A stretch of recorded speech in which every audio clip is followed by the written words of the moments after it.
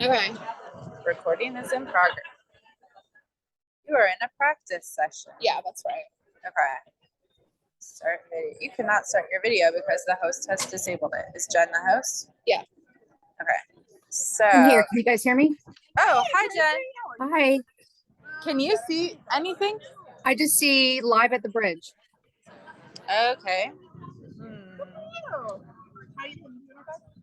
So you need to just enable her to be able to start her video, Jen. So just make her co-host. Okay.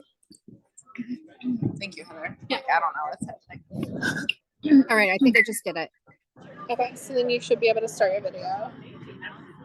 Hey, Suzanne. Congratulations. Nope. Yeah. We're so happy here. Can you try it again?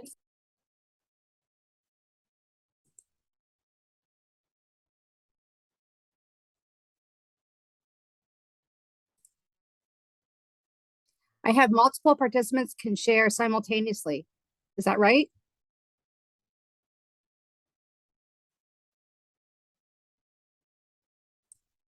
Can you guys hear me?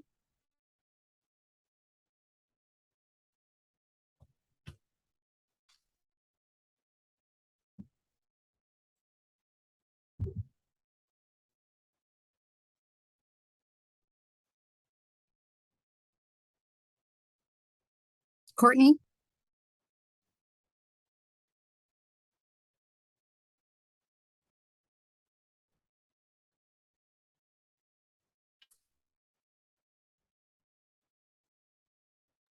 Hey, Jen, can Hey. you hear me? Yeah. Yeah. Okay, so click participants. Should be at the bottom of your screen. Okay.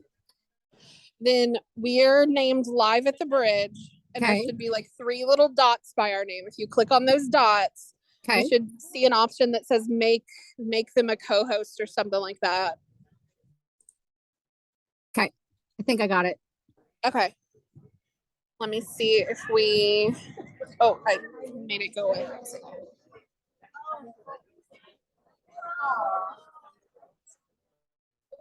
Oh, yay. You should be able to see it. I do. I see you. Don't start. Okay, cool.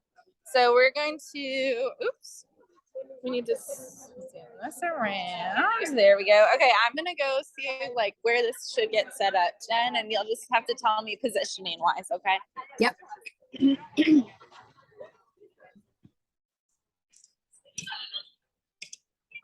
Is that too high? I mean, it looks good. I can see the bridge. I can see the people that are behind Can you see the podium? Okay, move your hand away because like your hand's in the way.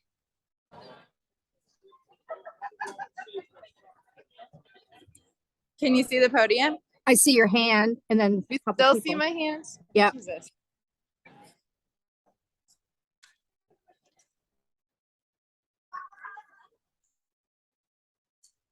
What do you see now? I just see a bunch of people standing around. But do you see the podium? I do not. Ines, go behind the podium.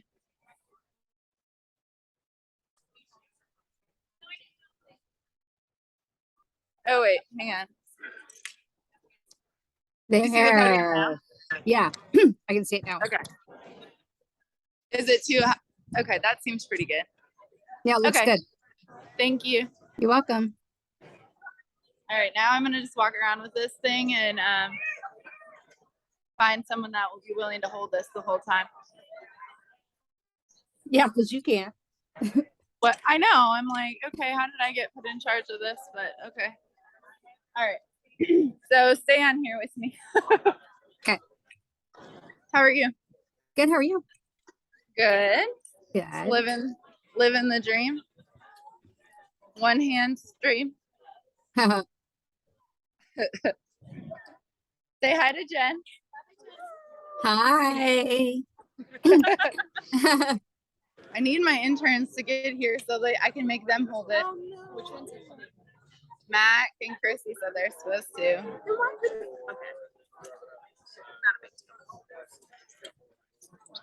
No one could find the thing that holds the cell phone. No idea where it is. So someone's gonna have to just hold it like that. I mean, there's like there's something to lean it on. Oh, good. That's good. But like you said, are you having fun at home? You're Yeah, missing girl. out. You're missing out. Hi, Dalila. Who's calling me? Hang on.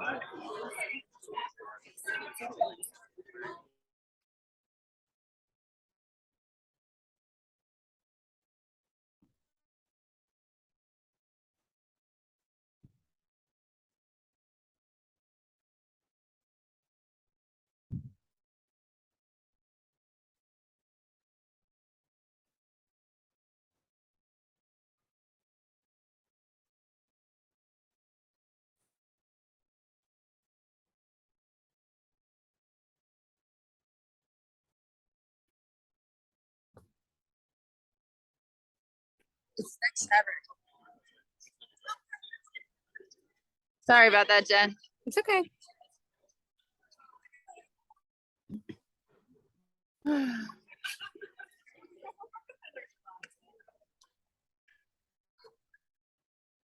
you hear me? I can. Hello? Hi.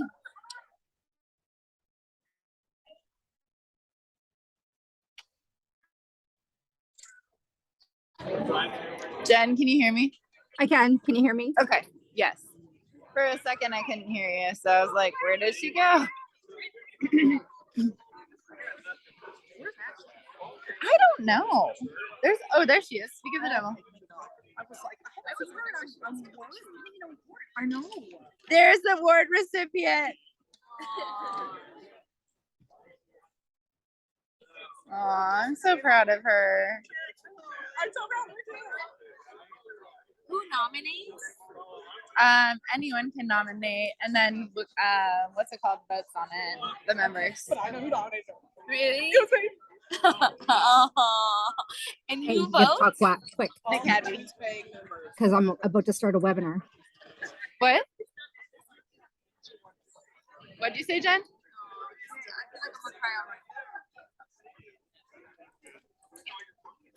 Sorry, Matt called me.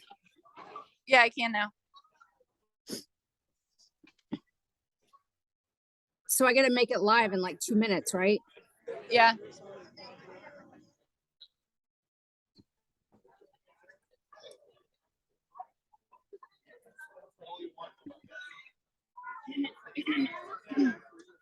It's gonna be a long time of having to hold this up. We're gonna have to find multiple people that will. Aren't you gonna place it on that thing? It doesn't. No one could find the thing that. So you're gonna like set it there, and someone's just gonna have to make sure the phone doesn't drop.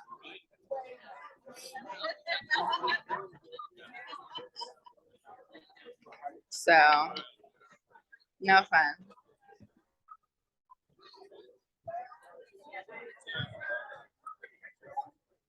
So if y'all want to take a 10-minute shift, Yeah. that would be marvelous. Is Diane there? She is. Where did I see her? I don't know where she is now, but I saw her earlier.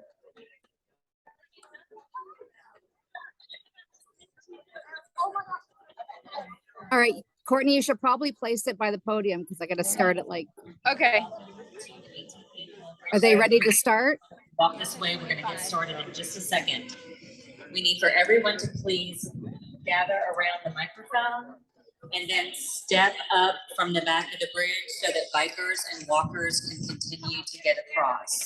So up from the bridge and in. That would be fabulous. Thank you. Jen, do you want me to start it now, Jen? I mean, I can start it on my side. Oh, you can? Okay. Yeah, I'm going to mute and then start it, okay? Okay. Okay.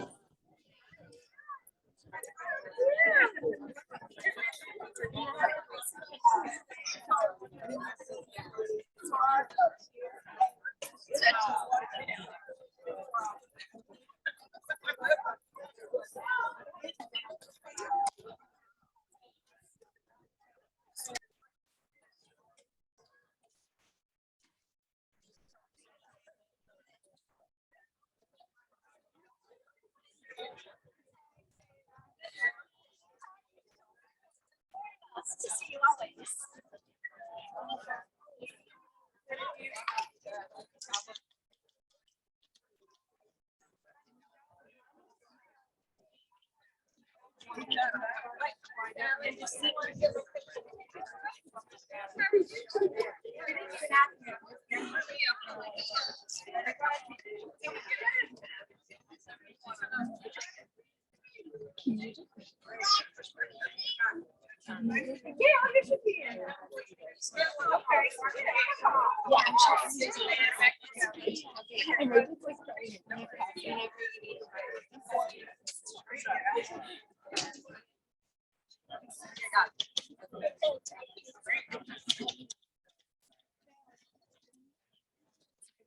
Good morning. On behalf of the members of the Nashville Coalition Against Domestic Violence, we would like to welcome you, as well as those at home watching, to the 18th annual Meet Us at the Bridge ceremony. If you'll look to the left, you'll notice that we have a resource table that can help you with any needs that you may have and can provide you with more information about both today's event and resources that are available in the Nashville community. This is a day of remembrance, mourning, and recognition for 14 community members we lost in the last year. This event might bring up some painful memories and emotions, so please take care of yourselves and each other during our time together and throughout your day. At this time, we would like to welcome a longtime supporter of Meet Us at the Bridge. Dr. Dorinda Carter is the current communication director for the Tennessee Department of Corrections, and she has been our moderator on the bridge for most of the 18 years that we've been here. Please welcome Dr. Dorinda Carter.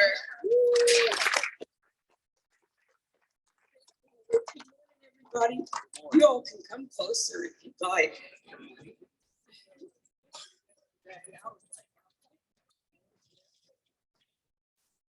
So we'd like to thank you for joining us today, and we would especially like to thank some of our elected officials who are present. Mayor John Cooper, Nashville District Attorney Glenn Funk, Judge Gail Robinson, Judge Marcus Floyd, Clerk Joseph Day, Councilman Bob Mendez and Councilman Freddie O'Connell, Vice Mayor Jim Schulman, and Police Chief John Drake. Thank you all for being here. The Nashville Coalition Against Domestic Violence was organized in January 1992.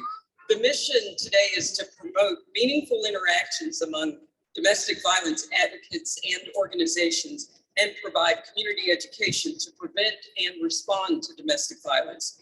Meet Us at the Bridge began in 2005 when a few members of the Nashville Coalition Against Domestic Violence wanted to start an event to commemorate Domestic Violence Awareness Month.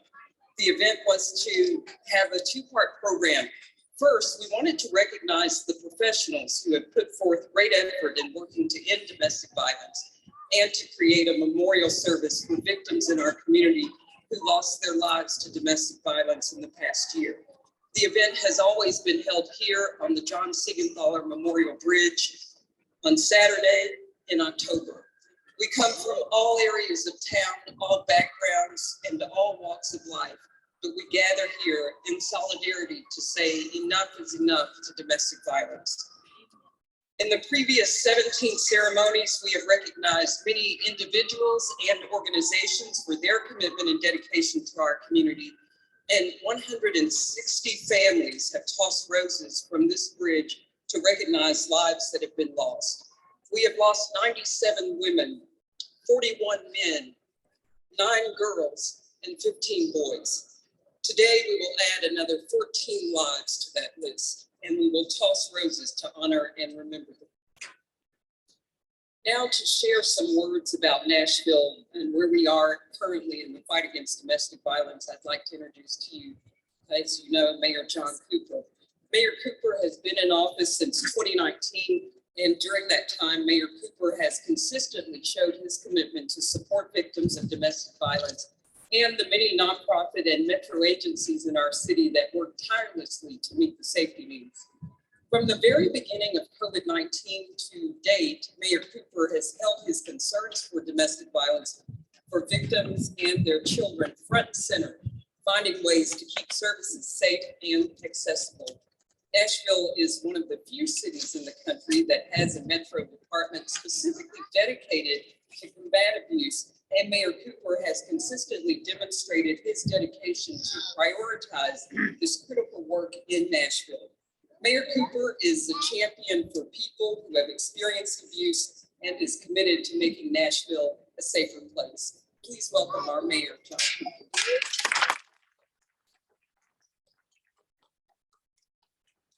Well, thank you, Dorinda, and good morning, everybody. Well, what a day. But it is great that we are gathered here together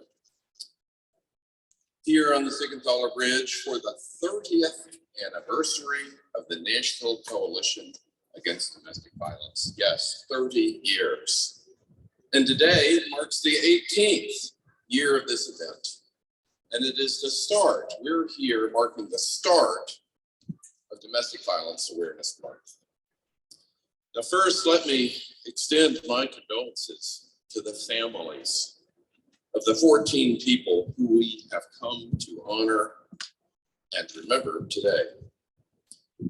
And before we get on with our program, I do want to just take a moment to express my gratitude to Diane Lance and her team at Metro's Office of Family Safety, and Chief John Drake, and our entire Metro Nashville Police Department, and our District Attorney, Lynn Funk, and all the prosecutors working so hard, Judge Gail Robinson, and our judicial system. I want to thank everybody who is here today for the work that you're doing to stop domestic violence and to help its survivors. Safety, above all, is the bedrock in our society. That's what we have to function and flourish. And without it, kids can't learn, businesses can't grow, residents can't lead the lives they want to lead, cannot pursue their dreams. And we all have a role to play in building a bright and safe future for each other, and to think ahead for our future generations. Now, the work starts with us, with collaboration, with strengthened relationships with our advocacy partners, our law enforcement, and our community. We can do this. Community safety is a core pillar of what makes a great city. And I want to just spend a moment calling out and thanking the folks in Metro and what they're doing to support this mission. I am thankful to live in a city where our police department and the Office of Family Safety work so closely together to protect the most vulnerable victims.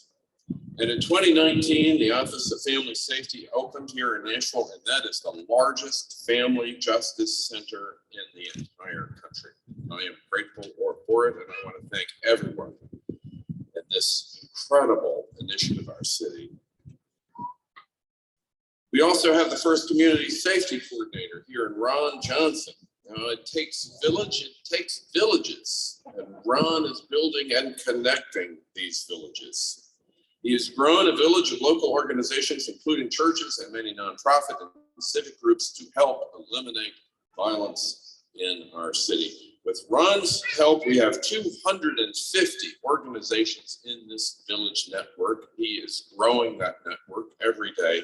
And these organizations use grants, have training, and they directly are involved in helping our city combat violence. Now, village members help neighborhoods facing problems with domestic violence, reentry, food, housing, addiction, and all the other issues that have to be addressed. It is neighbors helping neighbors.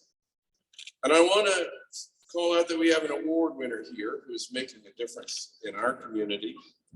Suzanne Shepherd Post, herself a domestic violence survivor, is a co-founder of Sheer Haven.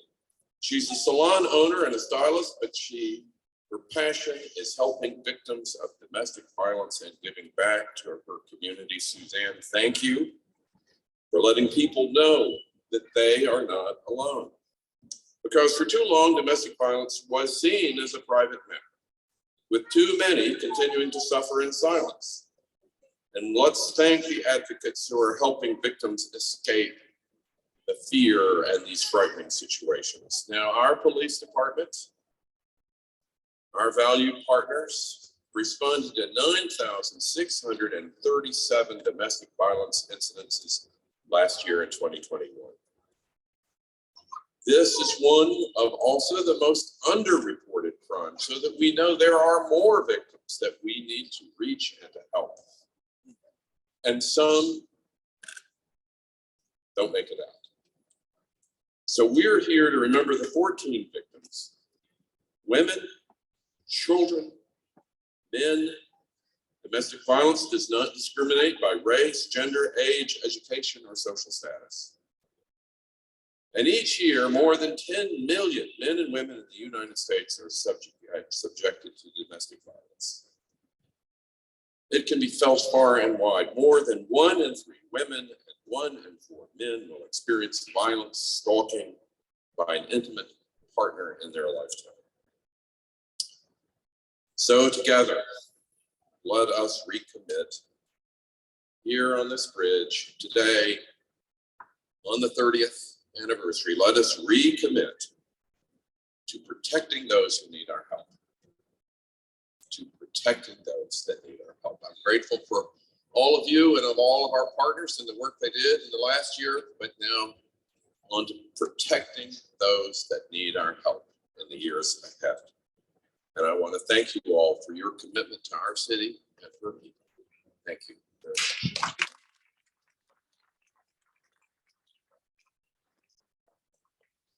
Thank you, Mayor Cooper.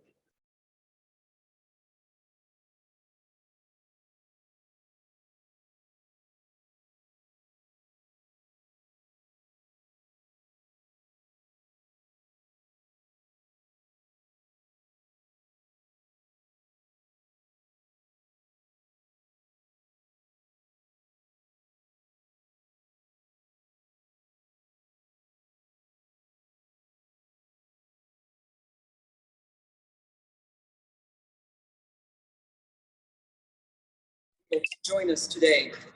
The Honorable Judge Smith passed away suddenly and unexpectedly last month.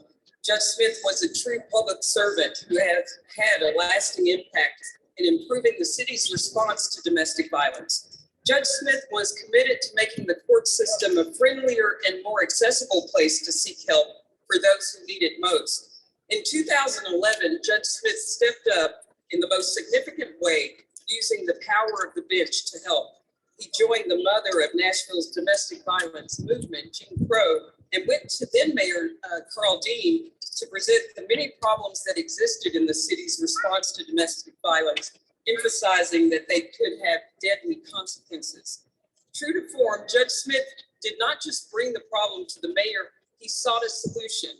He and Jean Crow asked the mayor to launch a citywide safety and accountability audit. And Mayor Dean did just that, setting in motion some significant changes that have moved Nashville from being a case study on what not to do to being a national model for domestic violence service provision and response. But Judge Smith was not one to bask in the glory of one good result. He continued working towards improvements in Nashville's domestic violence response. Even just a few days before he died, Judge Smith called the head of Metro's Office of Family Safety and proposed an idea that all non-English speaking orders of protection should be done on the same day each week. This would not only save the city money, but would ensure translation services were available to people who needed them and when they needed them, and that making the order of protection process more accessible to everyone. We are a grateful and better community because of providers, because of Judge Smith's leadership and compassion. On August 19th of this year, our city and the Metropolitan Nashville Police Department lost Deputy Police Chief Mike Alexander. Chief Alexander, a 31-year veteran who headed the Investigative Services Bureau. In that role, Deputy Chief Alexander oversaw all of MNPD's centralized investigative components, to include homicide, domestic violence, special victims, and many others. Deputy Chief Alexander was known for his commitment to helping people, his outstanding leadership skills, and his thoughtful, reasoned decisions. It was just a few years ago when the YWCA domestic violence shelter came under a real threat by a Nashville gang member whose girlfriend was staying at the shelter. Mike Alexander worked in partnership with the YWCA president at that time and CEO Pat Shea to quickly devise a plan that would ensure the safety of the women and the women there and other shelter residents while holding the gang member accountable. That is the kind of caring man Deputy Chief Mike Alexander was. He is sorely missed by Chief John Drake, his police colleagues, and our community. Please join me in a moment of silence to honor these two incredible men.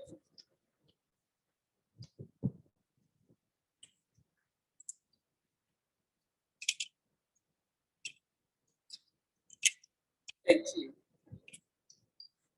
And there is so much good work happening in our community, and we take this time to spotlight individuals who are out here making a difference.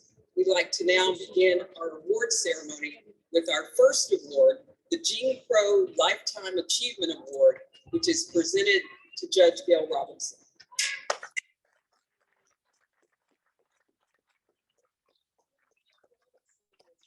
Elected General Sessions Court in 1990. There's a lot to say about you, so this is going to take a minute.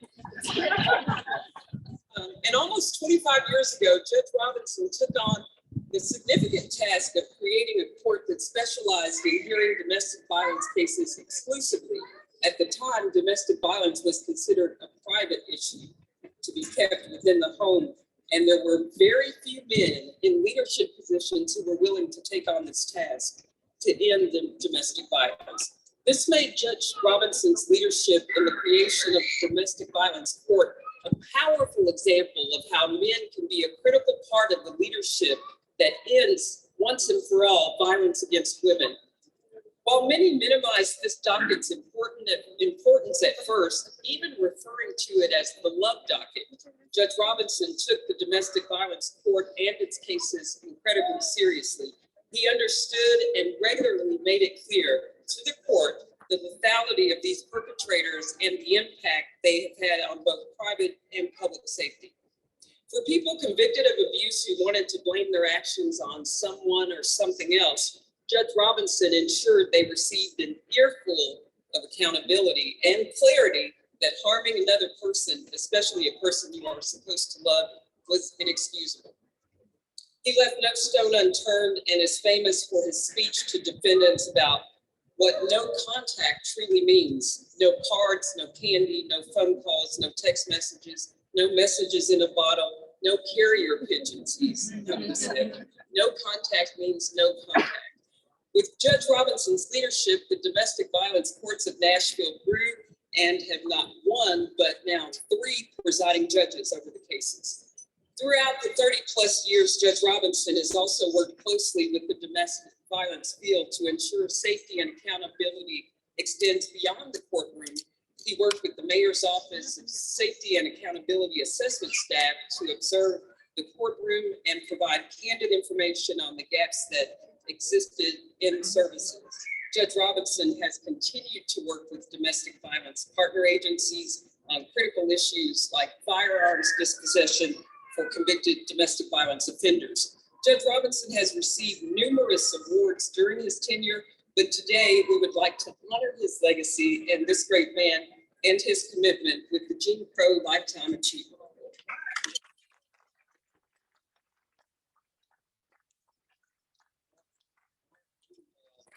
Last week that asked us to keep our remarks to under a minute. I can barely say my name in a minute, but I do want to thank the National Coalition Against Domestic Violence for this award. I'm really honored to have been involved in the judiciary and dealing with crimes of domestic violence. I'm not retiring. I'm not going anywhere. I'm kind of stepping back, letting these new judges, the younger judges with fresh ideas to come in and take over. So I can assure you that the domestic violence courts are in good hands with Judge Allegra Walker, Judge Anna Escobar, and Judge Marcus Floyd. Again, I want to thank you for this honor, and I will still be around the courthouse and make myself available for anything I can do for the domestic violence judges. Thank you so much.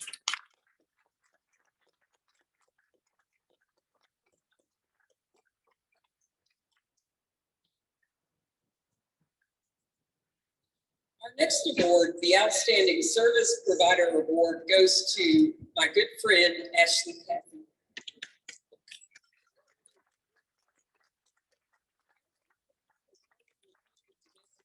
For nearly a decade, she began working with survivors in 2013 as an intern with the Family Intervention Program of the Domestic Violence Division while completing her master's degree in social work. It was during this time that Ashley first realized her potential as a resource for those who have experienced trauma. She then worked at the DA's office as a victim witness coordinator and worked at the YWCA Weaver Domestic Violence Shelter, serving survivors experiencing homelessness and providing them with a safe, supported space during times of crisis. Ashley joined the Office of Family Safety in 2018, serving as the Assistant Director of Client Services. She leads the Gene Crow Advocacy Center, supervising a staff of advocates who provide safety planning, resources, and referrals, risk assessments. I'm losing my voice because I said so much during Judge Robinson. My dear Ashley embodies all of the qualities of an exceptional advocate and lives the mission of the National Coalition.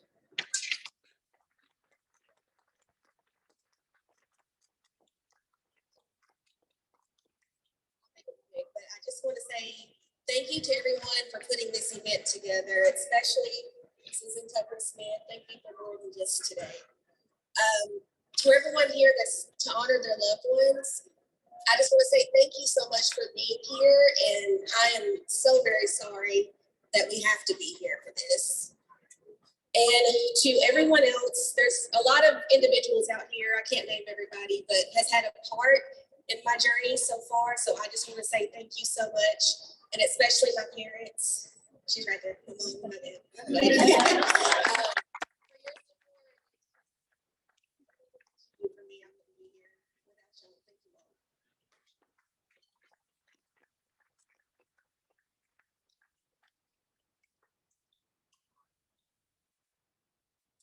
Our next award, the Outstanding Law Enforcement Leadership Award, is presented to Captain Pete Duche.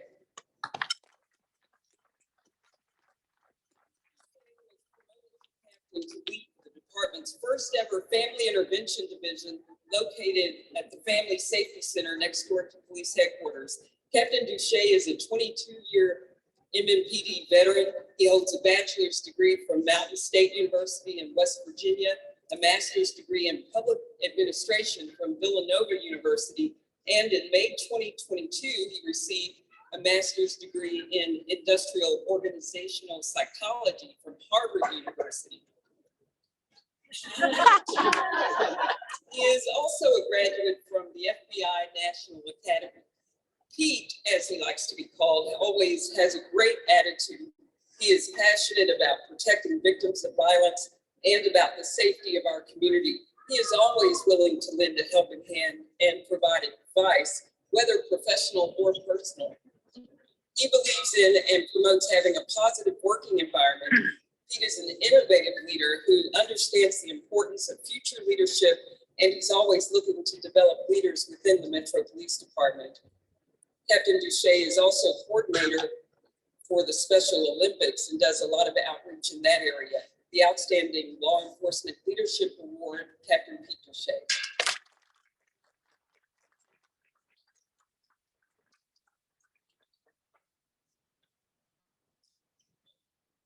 I'd like to start by thanking the members of the National Coalition Against Domestic Violence for this award. Thank you also, Mayor Trooper, Chief Drake, Chief Richter, Diane Lance. Diane, I know you're in here somewhere. I saw you earlier. for making the family intervention program a possibility within the MNPD. Also like to thank the men and women of the MNPD, everyone in the family intervention program, and especially Tim Page, whose guidance put me in a position to receive this honor. Thank you, Kim. Let's thank the family for supporting me for over 22 years of service for this great city of Nashville. When tragedy strikes in someone else's life, it can often leave you with a feeling of helplessness. This is especially true for those of us in public service, where all too frequently we see bad things happen to good people. But we should never let this frustration deter us from striving every day to do all that we can to prevent domestic violence in Nashville and its surrounding communities. The 14 families represented here today, present here today, today is a day of remembrance of lost loved ones, and perhaps recovery and healing. For the MNPD, today is both a reminder of those lost lives and a demonstration. It's a demonstration of our unwavering pledge to do all that we can to ensure that no more lives are lost in the future. We're gathered today to let those 14 families know, to let all families affected by domestic violence know that you are not alone.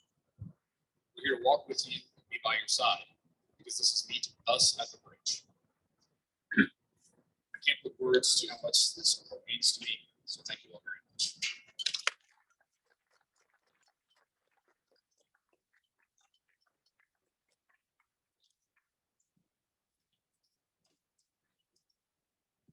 The Outstanding Government Official Award is presented to Kathy Harrison.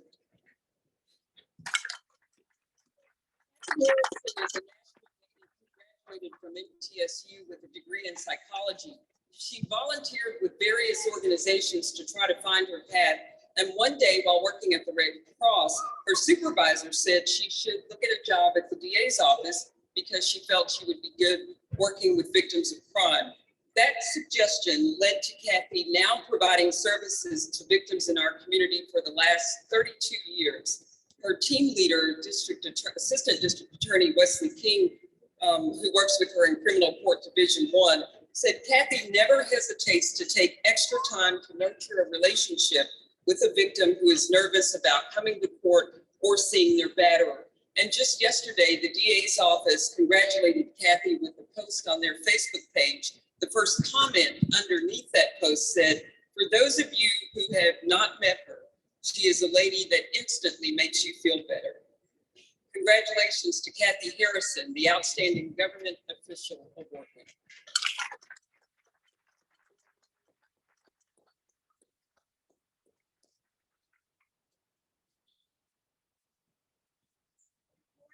I'm a little nervous. Thank you all for this award. My journey it's just not about me. I look around at everybody that has helped me be a better victim of this person I can be. From coworkers to police, judges, it does take a village. I think that's what Judge Robinson referred to. It takes a village, and I'm just one person in that village. We've done a lot of work. There's still a lot of work to be done, but we can do all that together. And to those who are here today, who have lost someone very dear to you, my heart goes out to you. You know, just as you're here today, there'll be others who will be here next year. It's just a cycle that we fight every day, and we work for justice and accountability, and it's never going to end. I thank you for everything you've provided for me. I've learned from you, and I've grown from you. And I thank you all very dearly. Thank you.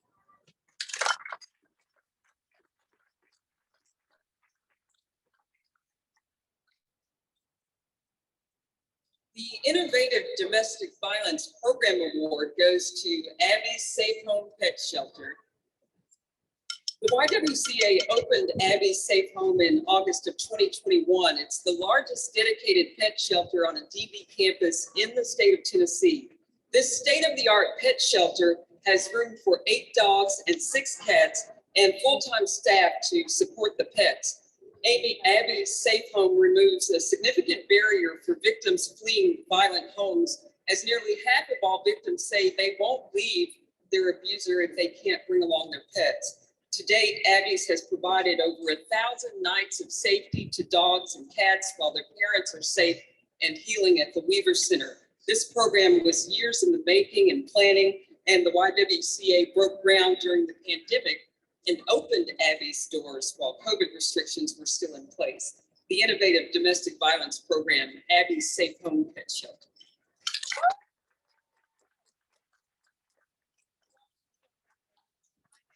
Sharon Roberson, President and CEO of the YWCA.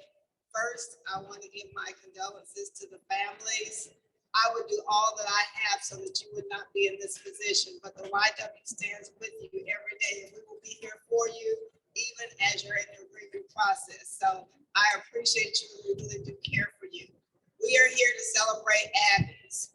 This was, as we've stated before, a decade or more in the making.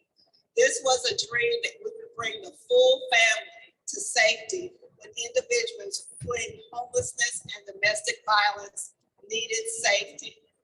We have been more than amazed at the transformative work of this one thing that we added to domestic violence services in our city. I will say this, I want to thank the staff. I've asked Warren Crouch, my Chief Operating Officer, to come up, but he did not.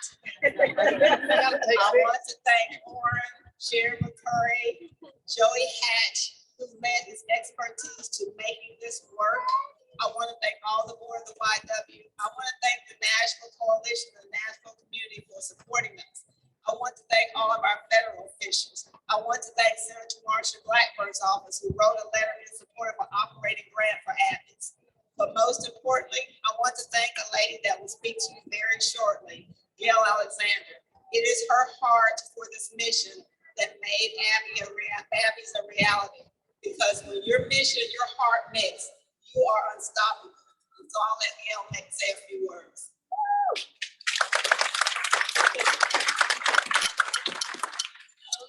Good morning, everybody. And I too want to express my thoughts to the family of the victims.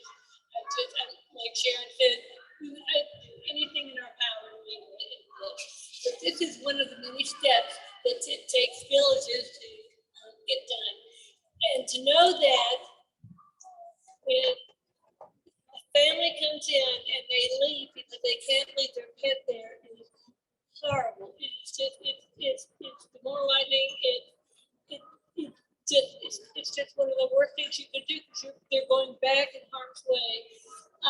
And I happen to be crazy, really, animal person, and so it mixed very well with the needs of some of the families, and so that's how we came to Abby's Safe Home. Abby was my mom, and she followed it every bit of the way. She passed away before the opening, but she knew it was coming. I know she saw some up there. And Sharon's right. It takes the village. There's so many people from the YW and outside the YW that have contributed to this, and it's nice to see something good happen when if you watch the news and it's not all that pretty. So thank you so much. And thank you for supporting.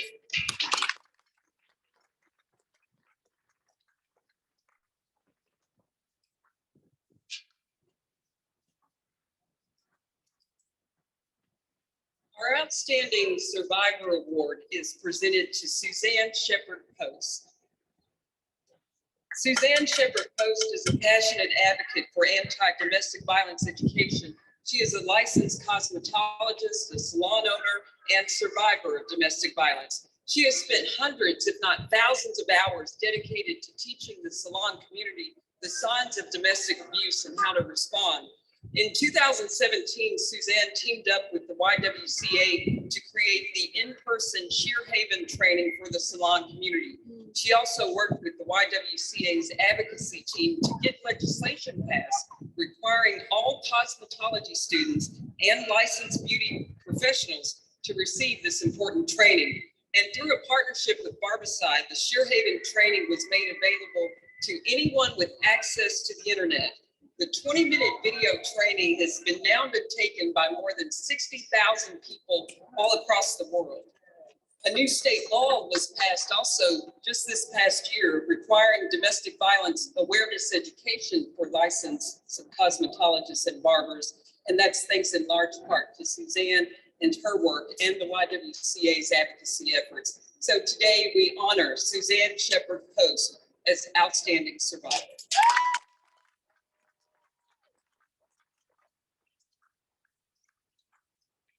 Thank you so much to the Nashville Coalition Against Domestic Violence for this wonderful award. And of course, my heart goes out to everyone who's here to recognize someone that they lost. There's so much to be done around this issue, and I'm grateful to be even a small part in the efforts to make our community safer. 5 years ago, I heard about a law that had been passed in Illinois that required domestic violence education for all licensed cosmetologists. And I knew that it was something that we needed here in Tennessee. This was personal to me. My abuser was my estranged husband who had threatened me and our young son. I had to go into hiding and hire security to even be able to continue to work. 14 years ago, my husband took his own life, and my son and I were able to get a fresh start.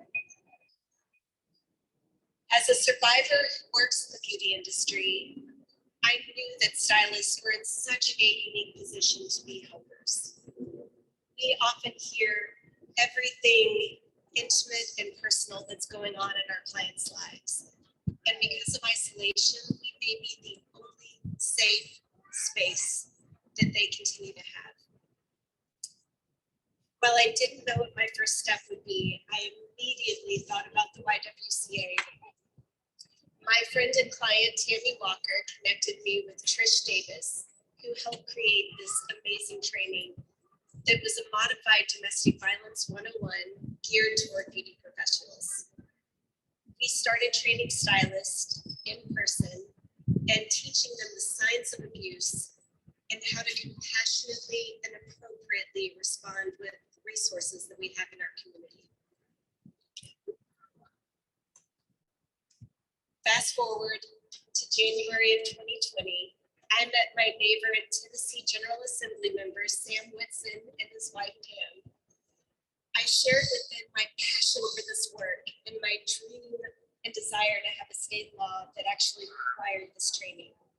Representative Whitson was all in. With the YWCA Advocacy Committee, we met with dozens of lawmakers. I testified in front of the House committees, and then COVID happened. Everything in the world, including our legislature, was shut down. But during COVID, the rates of domestic violence spiked. The YWCA had calls skyrocket. We could not give up.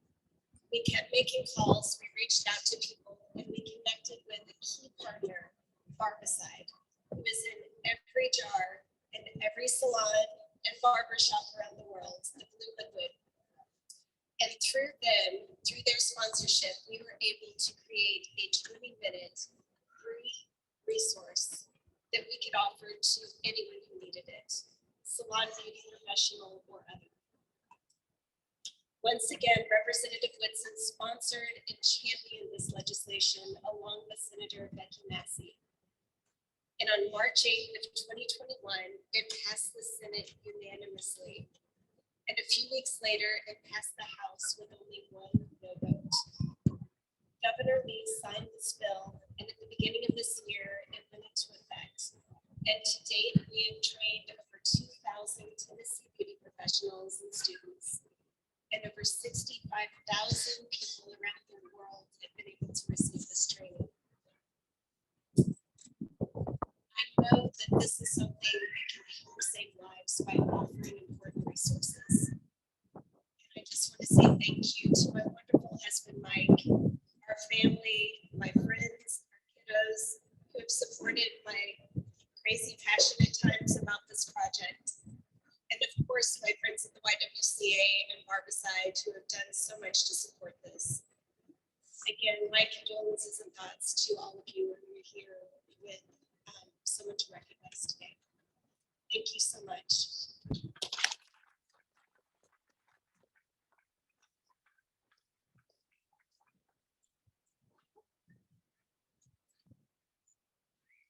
Please join me in another round of applause for all of our board members.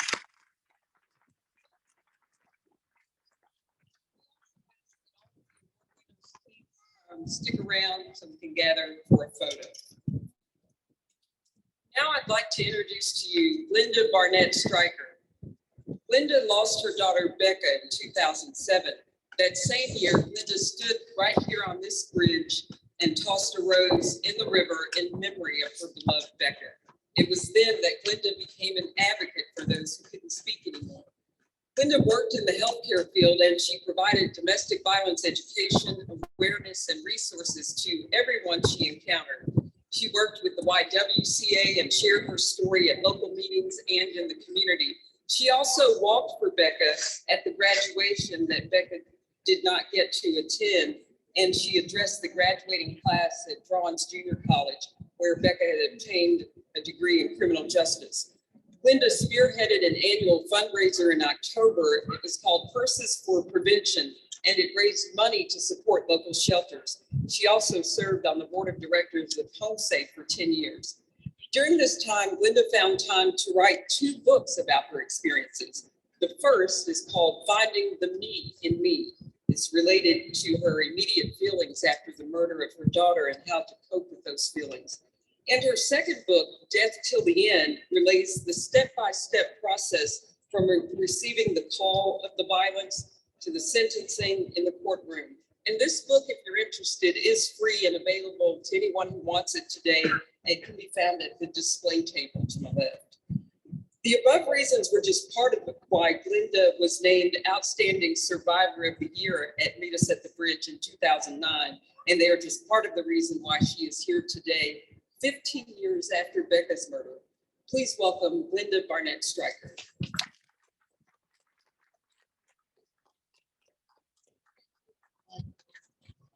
This Saturday morning, October the 1st, 2022, we come together.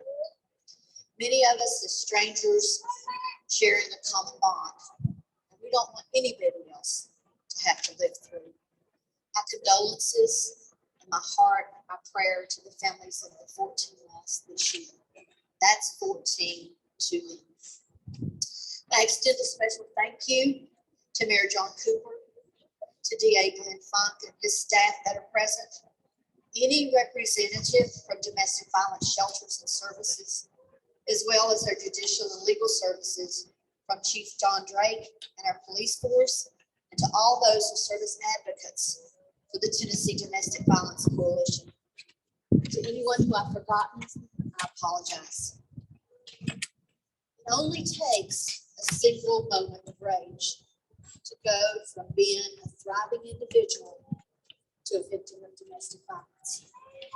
My daughter Becca was only 35 years old when she was stabbed to death by her husband. She became a statistic in too many numbers of those lost to this awful occurrence. First, let me share a little bit about myself with you and why I'm standing here before you today. I'm a Christian, I'm a widow, I'm a mother to Becca and 1 other daughter. I have 5 grandchildren and 4 great-grandchildren. And I always wanted to care for others. I'm a nurse who took joy in being able to see the needs of others and helping to develop a plan to meet those needs. I never understood why my mom was a victim, never just packed up and left my dad and took the beatings. All I thought was that'll never happen to me. As an adult and a parent, I realized it's no easy task to know everything your child or your family member may be involved in as they grow. Teaching them how to address various situations. I never thought about the education of domestic violence, even though I grew up in it. I was one of those when it was all just a family matter and it was kept private. With our loved ones lost, we became a survivor for them. By saying that, we cannot give up a hope for the future in trying to assist in the elimination of domestic violence. There are so many things that we can do. Foremost, don't let them be forgotten. Not only in our individual lives, but in the communities that we live in. Take time to share your stories with others. While the loss of Becca could have been more than any mother could handle, I chose to follow in the path that my daughter had planned. She had just recently obtained her degree in criminal justice, so she could work with assisting juveniles and women who had been abused. First, I had to educate myself with the help of the services that we have available. Then I had to share that education. We can't sit back and assume everyone else will take care of this. Hope for eradication can never die. If we all become involved, we just have to be willing as a community to help support those services we have in our own backyard. These are early days and months of loss and will be hardest, but never let go of hope. Allow the police to do their job. Trust that the judicial service will do all it can do.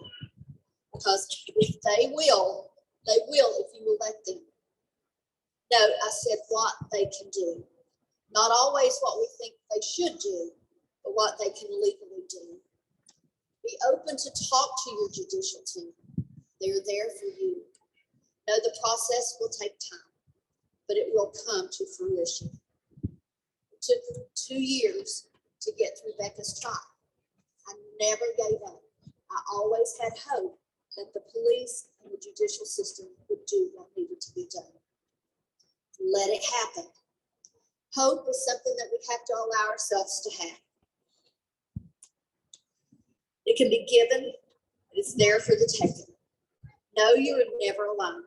God is always at your side, as are your family, your friends, and your community. Memories will always be a part of our lives and should be cherished. While our loved ones are gone, we can make a difference. Meet Us on the Bridge is there for every year as a way to remember your loved ones lost. It's not just the year that you lost them, but continue to come, share with the ones who are here. Seasons of Remembrance in December is open to all who have lost due to murder. Private family remembrances and celebrations of a special date will be hard, but honor your loved one. Never give up on the hope that another parent, sibling, relative can be avoided from going through what we have. In closing, I would like to share with you the scripture of Lamentations 3:32. Through all he brings grief, he will show compassion. So great is his unfailing love. Love and remember your lost one, as God remembers all that have ones.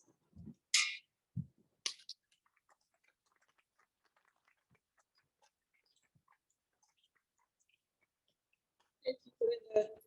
At this time, we remember those whose lives have been lost in the last year to domestic violence. I'd like to ask Captain Kevin Lovell from the Metro Police Department's Domestic Violence Division to lead us in this ceremony.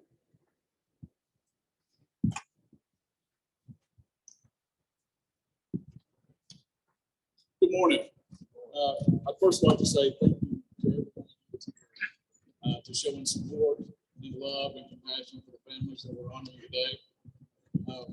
I just want to say that this is such a traumatic time for families that I want you all to think about the families who couldn't make it here today and keep them in your thoughts and prayers as we go through the list of the loved ones we've lost this year.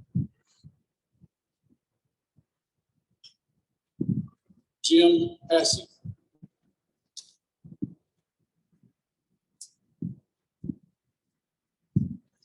Good morning. Jim's family is unable to attend today and asked that I share a little bit about him. He was a graduate of Hillsborough High School and David Lipson University with a degree in physical science. He ran track and was active in sports.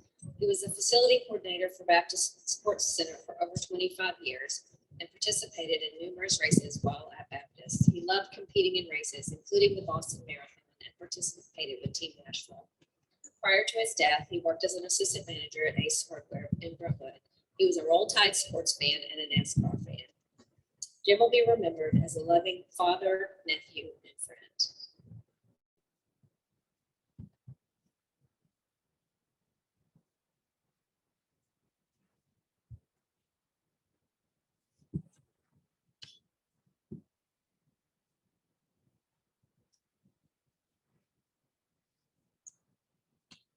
Latharius Shelby Lewis.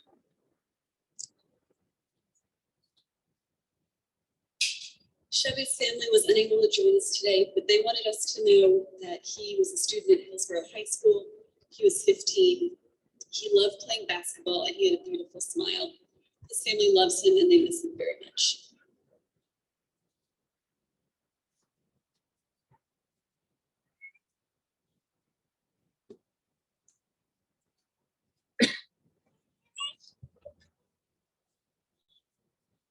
Michaela Jane Carter.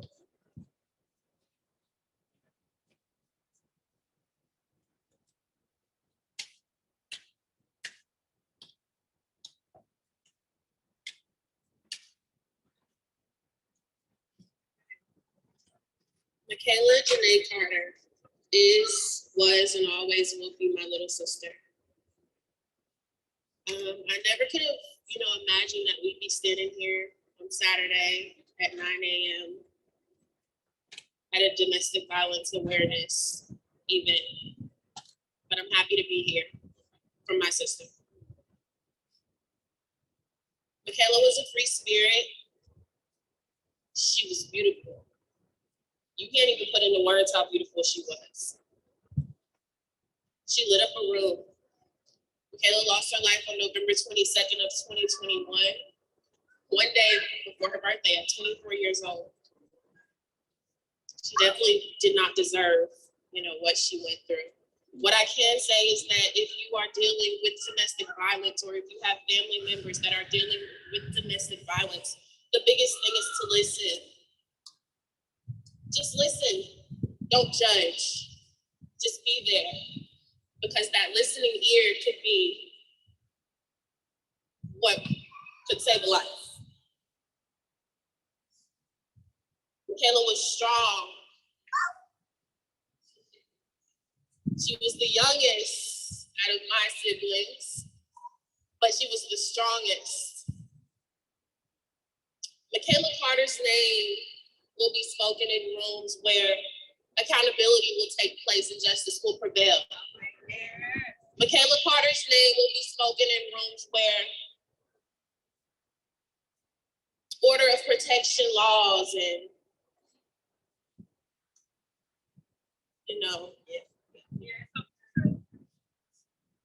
order of protection laws are discussed.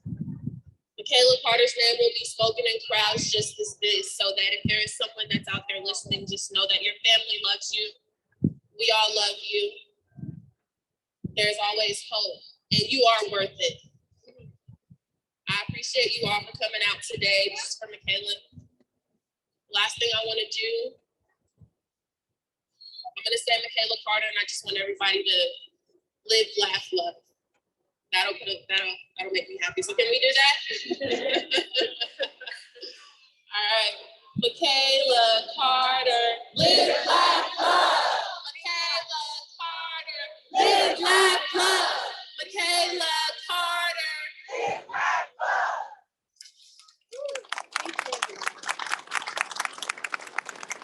And my condolences to all the families that have lost loved ones this year as well, and years before.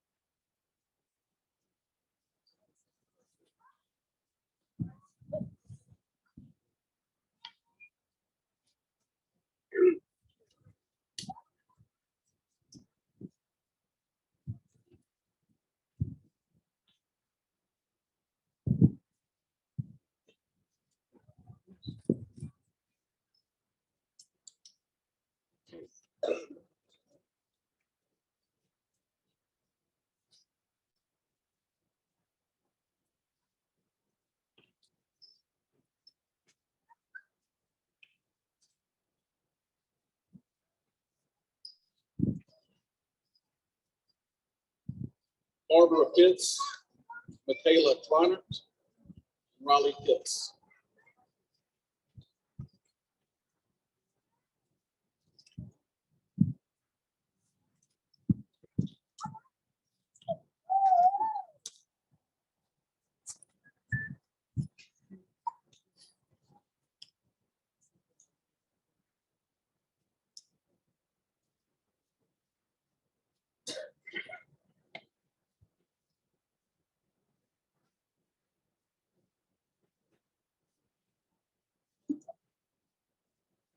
I wrote down about 2.5 minutes stuff to say. To be perfectly honest with you, I printed it out in 1-inch type and I still can't read it. So let me just say, Michaela was beautiful. Beautiful young lady. Her little sister Riley was beautiful too. They came by it honestly, they got it from their mother. Sure didn't get it from my side of the family.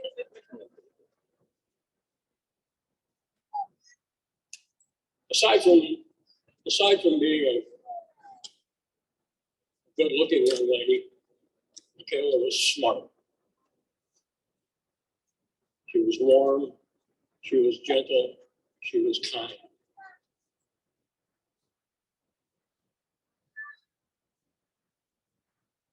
I'm 67 years old. In all those years, I don't think I've met a kinder, more genuine person.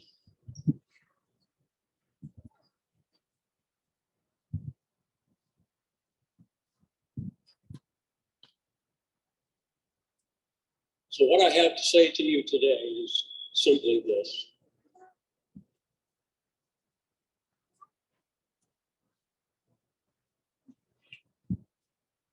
What Michaela would want me to say, what she would say herself if she were here.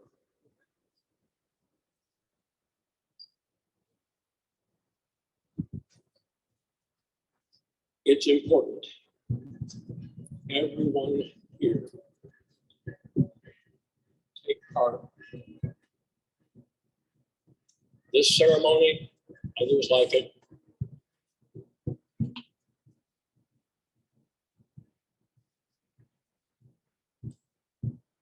each and every one of you, will you please, when you encounter someone on the street, someone in your own home, your next door neighbor, somebody at work,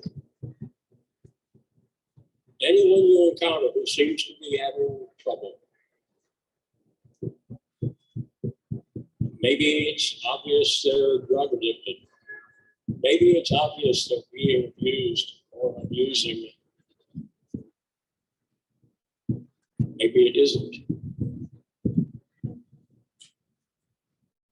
Anybody you encounter who seems to be having trouble just fitting in with the society around them, will you please take advantage of the resources that are available. There's several presented here. There's been several people who've spoken here. All of these people can help. If you find someone who needs help,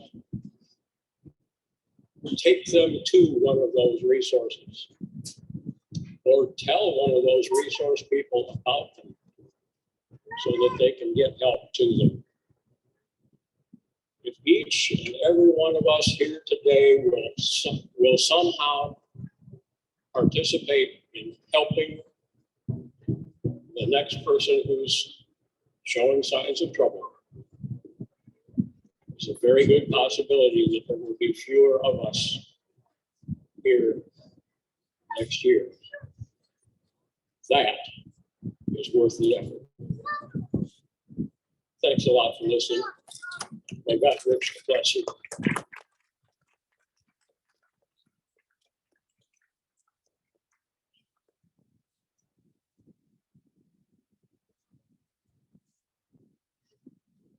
Hi, me and Cheryl here. We're here on behalf of Barbara Pitts. as well as Michaela Kleiner and Riley May Pitts. And I just wanted to say that they were three beautiful souls. Barbara was our sister, not in blood, but in life. And she was a warrior for God. She loved Jesus and she loved her family.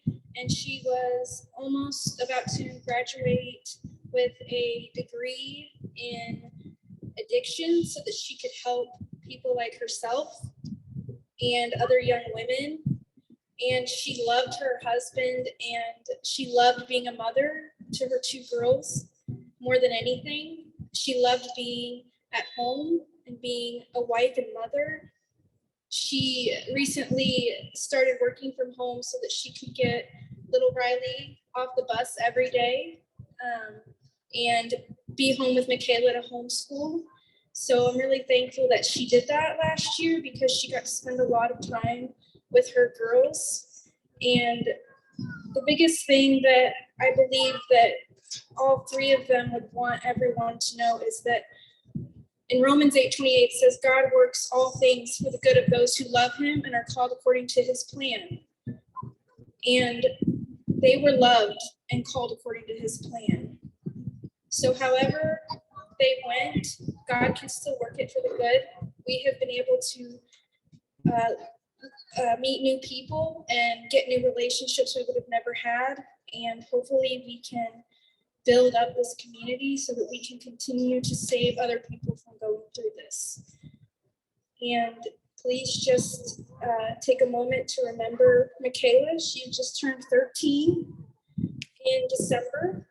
And Barbara was 33 years old, almost 34. And Riley was 6 years old.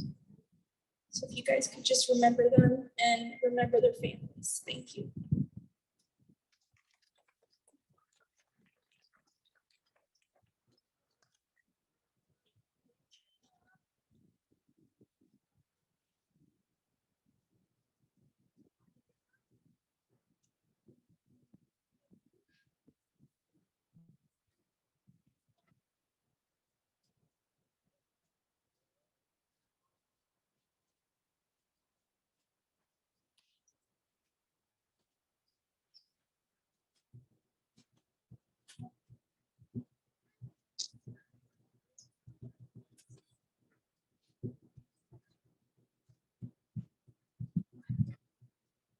Dante Campbell.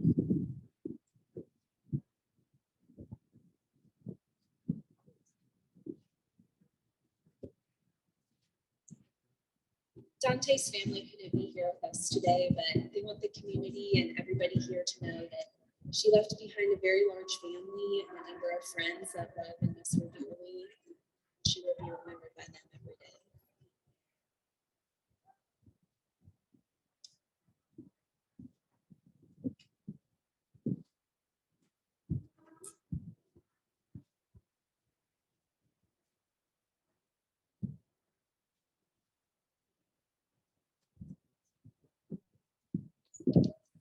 Timothy Eugene Anderson. I'll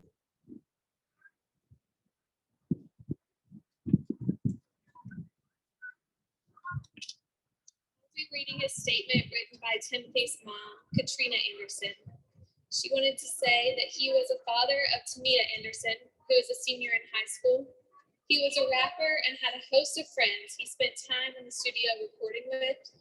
Timothy loved life. He was sports-oriented, bold, and intelligent. Even as a child, he loved being around people and doing his best at all times. The best version of Timothy showed when he was communicating with others. Timothy will be missed by all.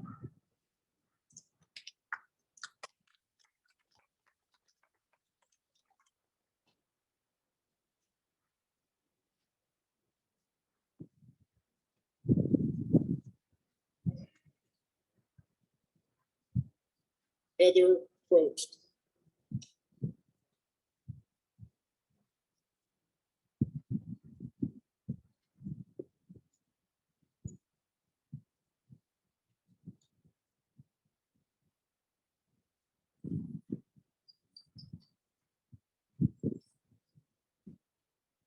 Pierce family was not able to be here today as they live out in East Tennessee, but they just wanted us to share that they love her very much. Thanks.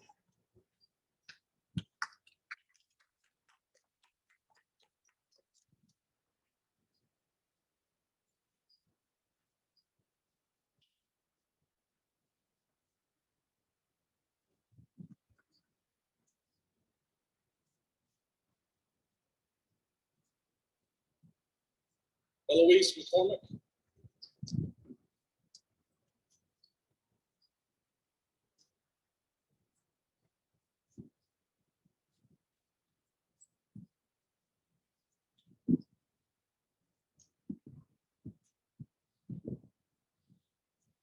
Good morning.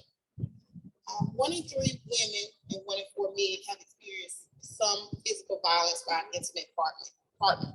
That's what our statistics say. Back in March of this year, city headlines read "Woman beaten, strangled to death in her Nashville apartment." Can you imagine being 916 miles away from home, receiving a call that your mother has been murdered? Dolores McCormick, better known as Mickey to many family and friends, was a nurturer, full of laughter, and most definitely a prayer warrior. My mom spent over 20 years as a Metro employee at the JB Knowles Assisted Living Home, providing care for senior citizens. And trust, they loved her as much as she loved them. She could light up a room as soon as she entered. Her introduction would always be, "Hello, I'm Dolores McCormick, but everyone calls me Mickey." She was going to make sure that you remembered who she was before she left, and she was also going to let you know that she loved you. During the hard times, I would always pick up the phone and ask, "Mama, what should I do?" She would always tell me, "If you're going to pray, don't worry. And if you're going to worry, don't pray." She believed in the power of prayer and would always remind me that she's praying for me. My heart has been truly broken since losing my mom, my best friend. I felt like I was robbed of something that was irreplaceable. But I do know that I do have her voice now. I am her power. I'm working towards helping others love themselves so they know their worth. Teach them how to become gainful in society so they don't be stuck in a domestic violence situation. Remind them that it is not okay to be mentally or physically abused. Let's stop the cycle today. Thank you, guys.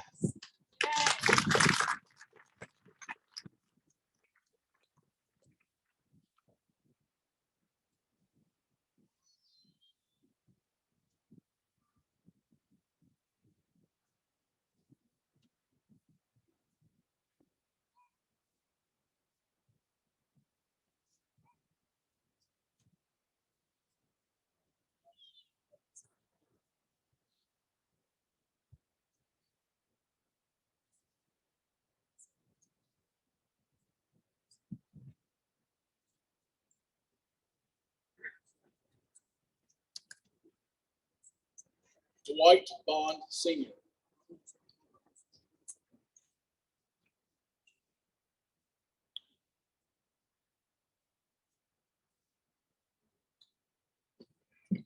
Good morning, everybody. I'm a little tall, so I'm probably sound a little bit, but good morning. I'm here representing this wonderful smile right there, man. That $1 million smile right there. That's Dwight Bond Sr. My uncle, this is his surviving son right here. He went on to be with his other son, Dwight Bond Jr. This is my lovely aunt, his ex-wife, but still remain best friend through it all. But we just want to thank the Nashville Coalition of Domestic Violence for putting this together. Thank the city of Nashville for supporting this, and the prayers and condolences to the other families. My uncle was into construction and did bricklaying work. And the same way he poured concrete, man, he poured into us and poured into other people, man, anybody that knew him, with nothing but love, genuine kindness, man. And again, a smile, man, that could brighten up this bridge the way it's going right now, man. His first birthday, this past year in heaven fell on Mother's Day. And his whole time here on this earth, man, they lost their mom at a young age, and he loved his mother. And for his first birthday in heaven to fall on Mother's Day, man, I know that was probably the best birthday gift they both, he could have got, and the best Mother's Day present she could have received as well, man. So we thank y'all again, and again, all the other families that's out here, man, continue prayers and condolences. You can find some of this work in the Kings Lane area, Bordeaux, North Nashville, any of those homes, man, those original homes in the Haynes Mountain area, that brickwork that you see, even some of the electricity that's flowing through those houses, man. My uncle, Dwight Bond, man, he touched that, he did that, you know what I'm saying? So thank y'all again. Much love and prayers. Bless to all y'all. Good. Let's go. Mom, I love you. My mom left a little bit before him, man. His baby sister. I don't know anything about her, man, but I see that sun shining bright, man, so she's proud of me. Love y'all, man. Thank y'all.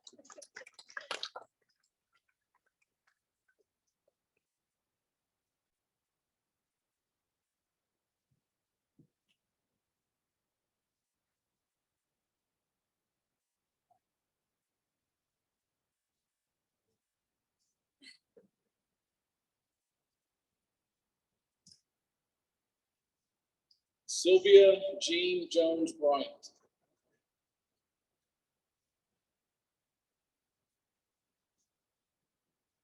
Sorry, I'm a little nervous, but this is my aunt, Sylvia Jean Washington. She was a mother, wife, aunt, and devoted sister. She was not only a sister, but a mother figure to her seven siblings. Throughout life, she was devoted to making sure her family was a priority. Although she had no children, she had a host of nieces and nephews that she was devoted to as well. Sylvia had a warm smile on her face and her presence that would light up her room. She loved outdoor activities and spending time with her family. She was a worker for the state for over 40 years. She attended National Public School System. Sylvia has left a lasting impression on all that knew her. She will truly be missed by her family, friends, and her siblings. Thank you.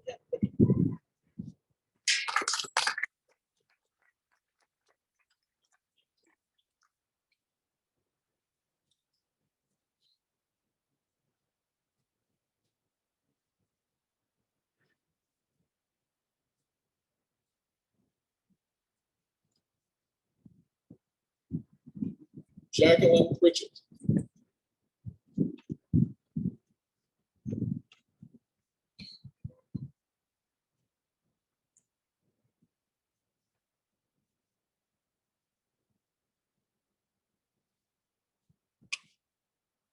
Jacqueline's family could not be here, but her son Rashad sent me a few words to say about his mother. To my mother, the giver of my life, you created an extremely valuable human being.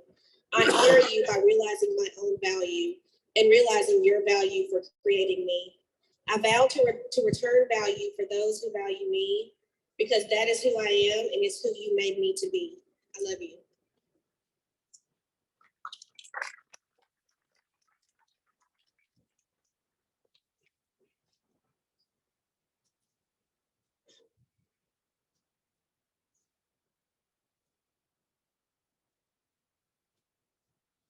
Jasmine Donaldson.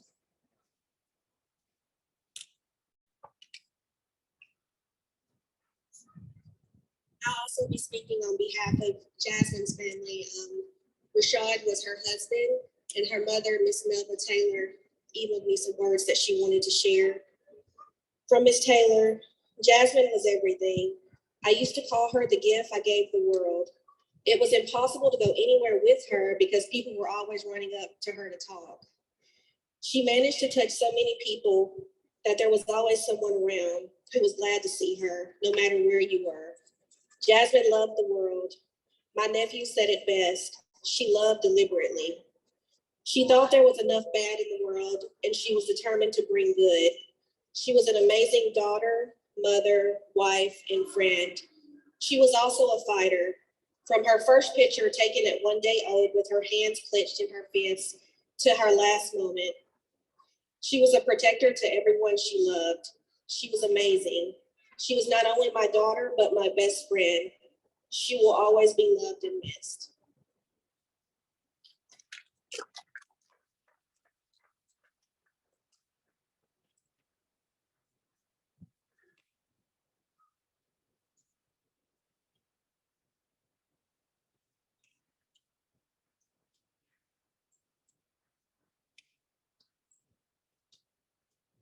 Hello, everyone. My name is Allison Campley, and I'm the president-elect of the National Coalition Coalition Against Domestic Violence. We just want to thank you all for being here today. To the families, thank you for sharing the gift of your loved ones with us. And please know that they will not be forgotten. They will live on in our hearts and in our community forever.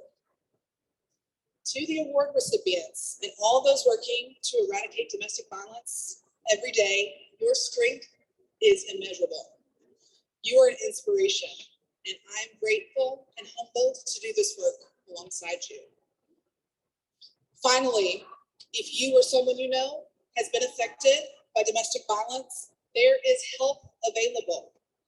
Please visit the resource table to your right to learn more about available support in our community. Thank you, everyone, for coming to meet us at the bridge.